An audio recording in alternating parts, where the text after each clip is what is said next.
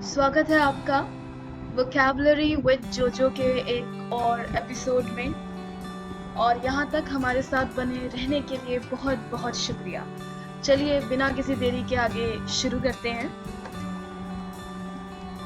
उससे पहले मैं आपको बता दूं कि वोकैबुलरी विद जोजो में हम ऐसे शब्द उठाते हैं जो अक्सर अखबारों में आपको दिख जाते हैं, अंग्रेजी के ऐसे शब्द, और हम उन्हें बहुत अच्छे से समझते हैं ताकि अगली बार जब अखबार आप लेकर बैठे और वो शब्द सामने नजर आए तो आपको यूं याद आए कि इसका तो ये मतलब होता है। और साथ में प्रैक्टिस भी बहुत जरूरी है, तो प्रैक्टिस भी करते रहिए। तो चलिए स्टार्ट करते हैं। आज का पहला शब्द है passive. Passive passive passive passive का हिंदी में मतलब होता है निष्क्रिय, जिसमें कोई क्रिया नहीं है। यह शब्द किसी व्यक्ति, वस्तु या स्थिति को दर्शाता है जो कोई कार्य नहीं कर रही हो या किसी गतिविधि में शामिल ना हो। अंग्रेजी में इसका मतलब हुआ accepting something without any response or resistance। आपको एक एग्जाम्पल अगर मैं दूं तो जैसे स्विच बोर्ड को देखिए। अगर आप ध्यान दें स्विच बोर्ड पर तो अभी ये क्या है, ऑफ है। ऑफ, स्विच बोर्ड है ऑफ, और क्योंकि ये ऑफ है तो इसका मतलब ज्यादा एक्टिव नहीं है अभी ये, नॉट एक्टिव। तो पैसिव का मतलब है कि जब आप एक्टिव नहीं है ज्यादा, जब आप एक्टिवली कहीं पार्टिसिपेट नहीं कर रहे हैं या किसी चीज में एक्टिवली कुछ प्रेजेंट नहीं कर रहे, पैसिव का यही मतलब है।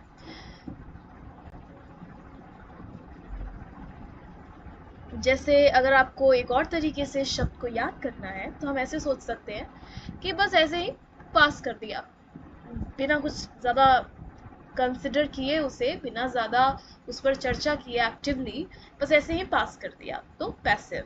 तो आप पैसिव शब्द को इस तरीके से याद कर सकते हैं कि इतना कंसिडरेशन में, इतना सोच विचार करके किसी चीज़ पर ध्यान ना दिया गया और उसको ऐसे ही पास कर दिया गया बिना एक्टिव कंसिडरेशन के।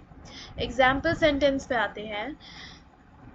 The child is passive when it comes to asking doubts in the class. The child is passive when it comes to asking doubts in the class.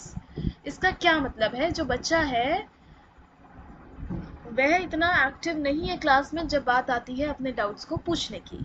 ये बहुत बच्चों के साथ प्रॉब्लम होती है।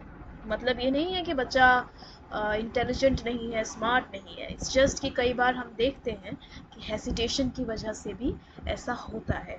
तो आप बहुत वैरायटी में इस शब्द का इस्तेमाल कर सकते हैं। चलिए आगे चलें।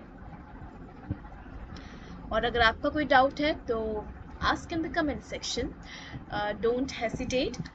आप अंग्रेजी में सेंटेंस बनाइए, हेसिटेट मत करिए, भले ही गलत बने, मिस्टेक्स हो, लेट इट बी। मिस्टेक्स के डर से अगर आप कदम नहीं बढ़ाएंगे तो ज़्यादा दिक्कत है। मिस्टेक्स होंगी, होने दीजिए, जो लोग आप पर हंसते हैं हंसने दीजिए, आप कोशिश करते रहिए, ठीक है। जो ये बच्चा है जो पैसिव है when it comes to asking doubts in the class, अगर ये धीरे धीरे कदम बढ़ाएगा तो ये भी बहुत बहुत एक्टिवली कहाँ से कहाँ निकल जाएगा। तो कीप गोइंग। एंसिलरी, एंसिलरी, ठीक है। तो आपके सामने चाय की प्याली है और उसके सामने बिस्किट्स हैं। एंसिलरी शब्द जो है इसका क्या मतलब है? एंसिलरी का मतलब है कि जब आपके पास चाय है तो ये जो बिस्किट है चाय के साथ, ये चाय को एक तरह से सपोर्ट करने के लिए, जब आप चाय का जायका ले रहे होते हैं, मज़ा ले रहे होते हैं, तो उस चीज़ को एक तरह से सप्लीमेंट करने के लिए बिस्किट्स लोग खाते हैं। बट आप बिना बिस्किट के भी चाय पी सकते हैं। बिस्किट मेन यहाँ पे टॉपिक नहीं है, चाय है कई लोगों के लिए। तो एंसिलरी का यही मतलब है। एंसिलरी किसी ऐसी चीज को कहते हैं या किसी ऐसे शख्स को कहेंगे जो किसी एक्टिविटी को सपोर्ट कर रहे हैं पर खुद वो मेन पार्ट नहीं है, उसका प्राइमरी नहीं है। जैसे ये बिस्किट चाय के साथ, हिंदी में मतलब हुआ सहायक। इसका उपयोग उन चीजों के लिए किया जाता है जो मुख्य कार्य या उद्देश्य को सहयोग देती हैं लेकिन स्वयं प्राथमिक नहीं होती। Refers to something or someone who supports an activity but is not primary.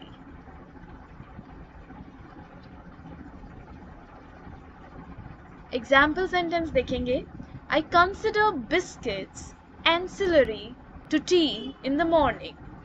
I consider biscuits ancillary to tea in the morning. मतलब यही हुआ कि मैं बिस्किट को एक सपोर्ट फूड की तरह देखती हूँ, स्नैक की तरह देखती हूँ अपनी चाय के साथ सुबह सुबह। ठीक है, चलिए आगे चलते हैं और सेंटेंस बनाते रहिए। एंसिलरी शब्द का इस्तेमाल करिए, कोई सेंटेंस बनाइए।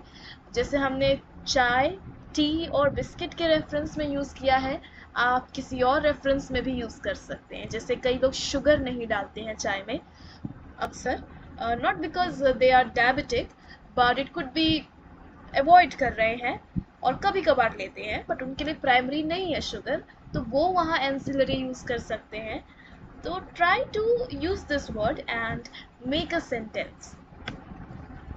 ठीक है, इस शब्द पर आते हैं, बार्ब। बहुत कांटे भरा शब्द है ये, बहुत चुभता है ये शब्द, ऐसे याद रखिए, क्योंकि बार्ब का मतलब है कांटा या कोई चुभती हुई टिप्पणी, कोई बात जो बहुत चुभ जाए।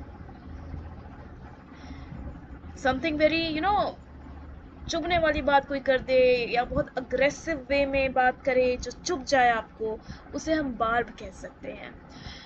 इसका उपयोग किसी वस्तु के धारदार किनारे या किसी व्यंग्यात्मक बात को दर्शाने के लिए किया जाता है जिसमें सरकाज़म हो और बहुत तीखा हो, बहुत शार्प हो। Refers to a thorn or a hurtful comment made by someone intentionally. अच्छा याद रखें, कई बार लोग गलती से कुछ बोल देते हैं और किसी और को वो चीज़ बहुत चुभ जाती है, वहाँ इसका इस्तेमाल नहीं है। इंटेंशनली जब कोई करे इस तरह का सरकाज़म जो बहुत शार्प है, हर्टफुल है, तब आप उसे बार्ब बोलेंगे। जैसे आप ध्यान दें, बहुत से बिल्डिंग्स के बाहर जो सिक्योरिटी होती है उसके लिए इस तरह के वायर्स लगाई जाती हैं ताकि कोई क्रॉस ना कर सके, क्योंकि ये वायर्स चुभती हैं। तो इन्हें बार्ब आप एक तरह से ऐसे बार्ब याद कर सकते हैं। देखिए, जैसे ये चुभने वाली वायर्स हैं, तो आप याद कर सकते हैं कि बार्ब मतलब कोई चीज़ जो चुभती है। बाहर बाहर ऐसी चीज़ें लगी रहती हैं बिल्डिंग्स के, तो आप समझिए बार्ब। एग्जाम्पल सेंटेंस देखेंगे, trollers have filled his comments section with tons of barbs. Trollers किन्हें कहते हैं?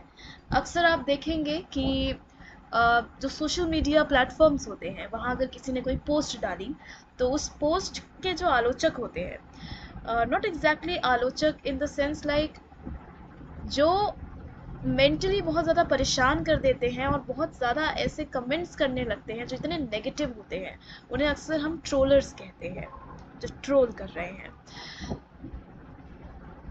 तो ट्रोलर्स जो हैं कई बार कमेंट सेक्शन में बहुत बहुत तीखी तीखी बातें लिखते हैं, बहुत हर्टफुल चीज़ें लिखते हैं।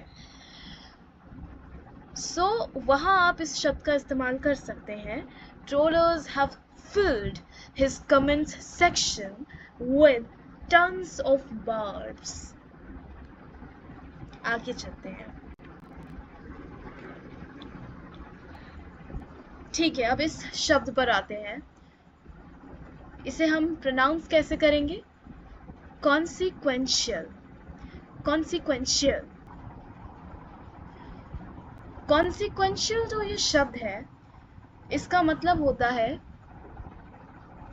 समथिंग इम्पोर्टेंट, कोई चीज़ जो बहुत महत्वपूर्ण है, इम्पोर्टेंट है, या फिर something as a result of something, चीज़ जो किसी और चीज़ का रिजल्ट है, परिणाम है। तो दो मतलब हैं इसके, महत्वपूर्ण या परिणाम स्वरूप होने वाला। यह किसी चीज़ के प्रभाव, परिणाम या महत्व को दर्शाने के लिए इस्तेमाल किया जाता है।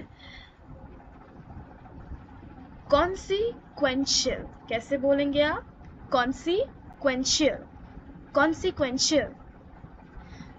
और अगर आपको ये शब्द याद रखना है तो आप याद रखिए, एक मतलब है इसका इम्पोर्टेंट, इम्पोर्टेंट, और एक मतलब है, जैसे यहाँ पे ये आपको एक लेडी दिख रही हैं, इन मोहतरमा के हाथ में एक रिपोर्ट है, रिजल्ट है किसी चीज़ का, डेटा का, रिकॉर्ड का, किसी चीज़ का रिजल्ट है, तो इन्होंने हाथ में रिजल्ट लिया है, तो ये दिखा रही हैं कि ऐसे रिजल्ट है ये। तो कॉन्सिक्वेंशियल का आप दो मतलब याद रखिए, एक क्या है, कोई चीज़ जो बहुत इंपॉर्टेंट है, जैसे कॉन्सिक्वेंशियल इतना लंबा वर्ड है तो इम्पोर्टेंट भी उतना ही लंबा है, और दूसरा इसका मतलब है किसी चीज़ का रिजल्ट, रिजल्ट होना, परिणाम स्वरूप, ठीक है, something as a result of something else. अब इसके एग्जाम्पल सेंटेंस देखेंगे और दोनों रेफरेंस में देखेंगे। इम्पोर्टेंट के रेफरेंस में कैसे यूज होता है ये, one should focus on consequential aspects of life. One should focus on consequential aspects of life. इसका क्या मतलब है कि हमें जिंदगी के महत्वपूर्ण जो हिस्से हैं, जो इम्पोर्टेंट एस्पेक्ट्स होते हैं लाइफ के, an important aspect of life जो ज़रूरी है, ऐसे हिस्सों पर ही ध्यान देना चाहिए।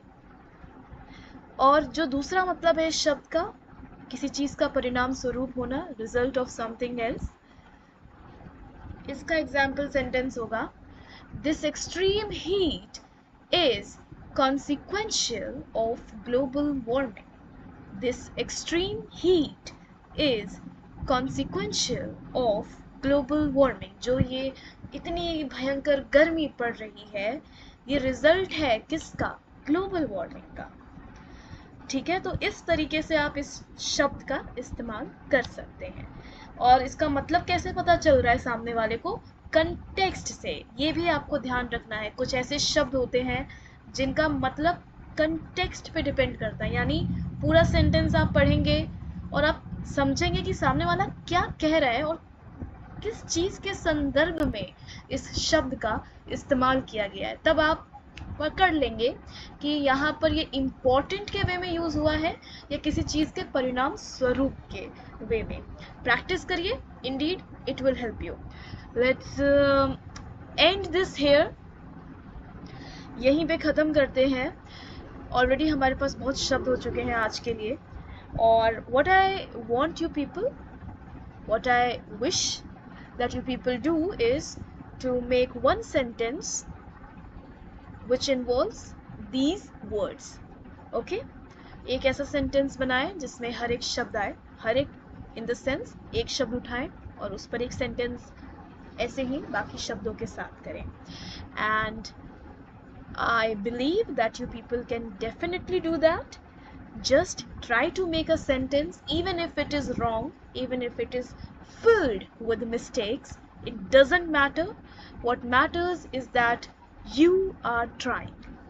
Alright? And if you have learned any new word today, आज आपने अगर कोई भी नया शब्द सीखा है इन शब्दों के अलावा, feel free to drop that word in the comments section so that I and others can also learn.